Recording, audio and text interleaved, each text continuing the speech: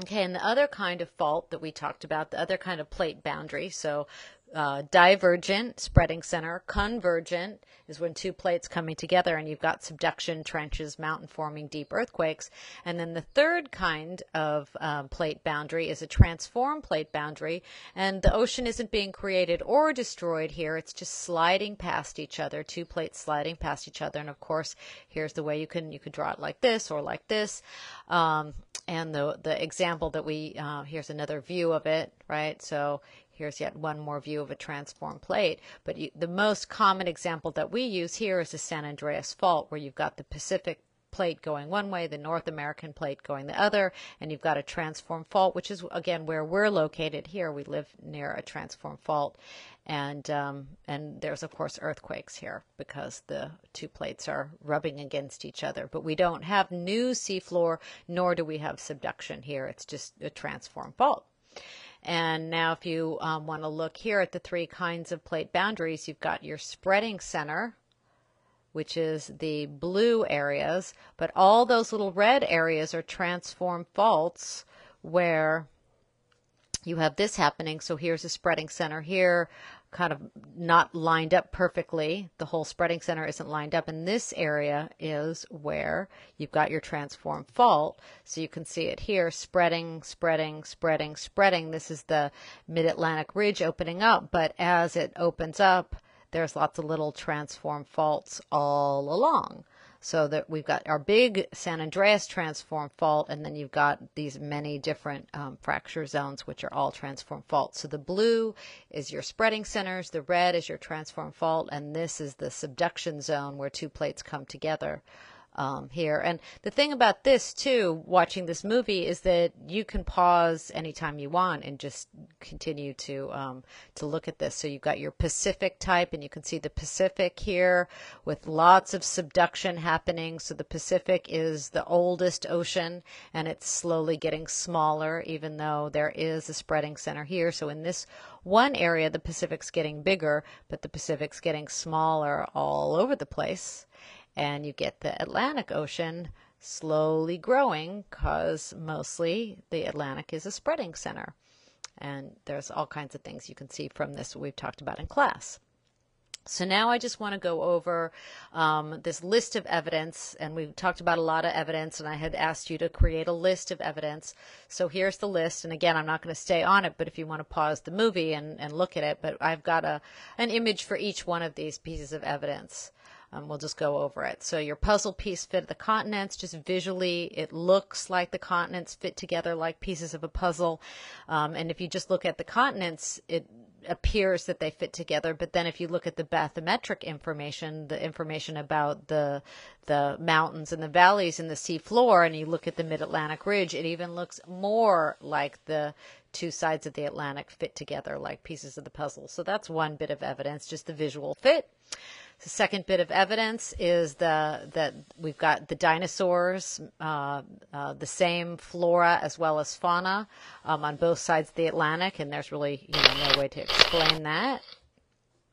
Another piece of, there is a way to explain that. The way to explain that is plate tectonics, but there's no other way to explain that kind of evidence unless at one point these two continents must have been together. Another piece of evidence that supports plate tectonics is that there's these evidence of glaciers where there is tropics now, which says that at one point there must have been glaciers there. And there's also evidence of tropical things in places that are now cold. There's also matching rocks and matching mountain chains on either side of the Atlantic. See how that lines up.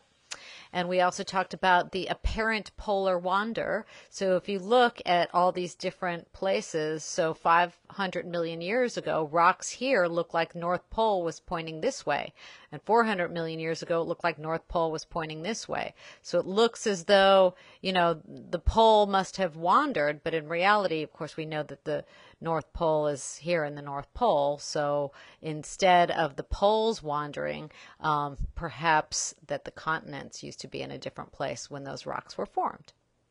So another piece of evidence for plate tectonics. Okay.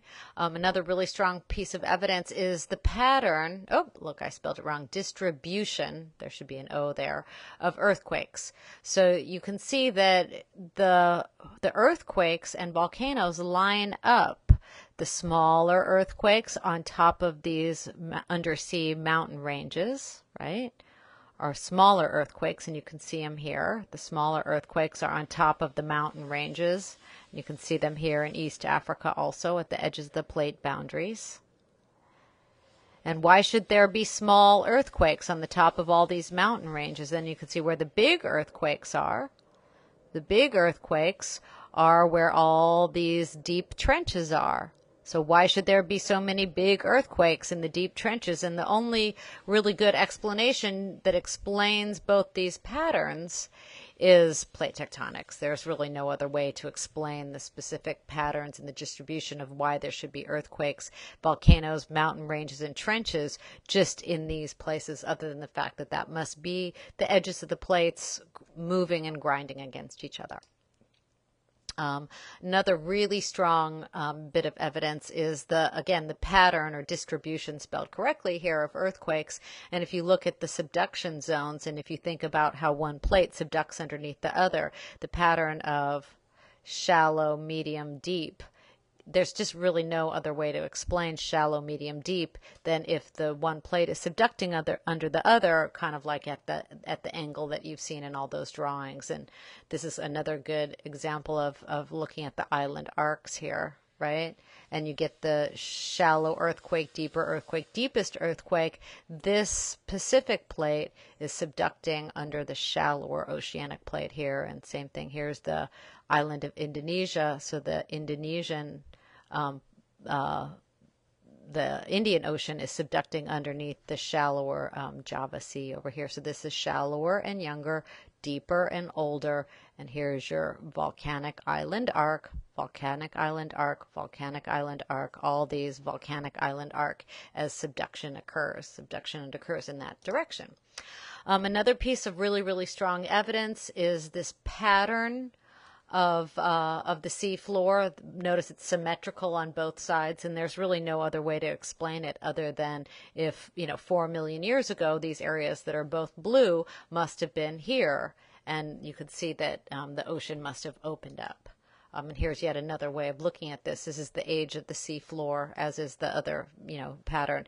And you can see this very symmetrical pattern on the sea floor, which is completely different than you would see with the land rocks. So there's no other way to explain this pattern, that you get the youngest seafloor right on top of these undersea mountains, youngest seafloor, and that as you get away from the spreading centers, the ocean seafloor gets older, older, older, seafloor getting older, older, older, the further away you are from the spreading center. So that really does, when we got this evidence, it kind of completely clinched the deal as far as plate tectonics, and at that point all the scientists everywhere. And I really like this image here, because you can see all the spreading centers kind of connecting up, and you can see the outlines of the plates too.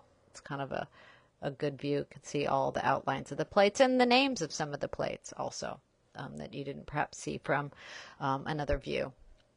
And then the last piece of one more piece of evidence, I don't know if it is the last piece, is that the way that hot spots trace on the surface of a moving plate. So the hot spot is deep in the mantle, and the hot spot's not moving, but the plate moves over the hot spot, and you can see the ages of the island. So here's the island that's currently active, and then as the islands move further away from the active hot spot, they get progressively older. So it's almost like a tape recording moving over, and you can see how the plate has moved and how long it's taken to move over. This is 5 million years ago, this island was over the hot spot. So again, a long, long time ago, this part was over the hot spot, and you can see how they've moved. And then another piece of evidence that we discussed was the sediment on the seafloor. So not the seafloor itself, but the sediment. And this shows you the thickness of the sediment. And you can see that in areas where the seafloor is the youngest, here in the spreading centers, the sediment is the thinnest. So here's thin, here's thick, and you can see farthest away from the spreading center, the sediment is thickest. So kind of where there's trenches, the sediment is thick, or here at the passive continental margins, the sediment is the thickest. And that's because the areas that are furthest away from the spreading center have been there longest. The older seafloor has had longer time to collect sediment, and the new seafloor just really hasn't had any time for the sediment to get deposited over the years.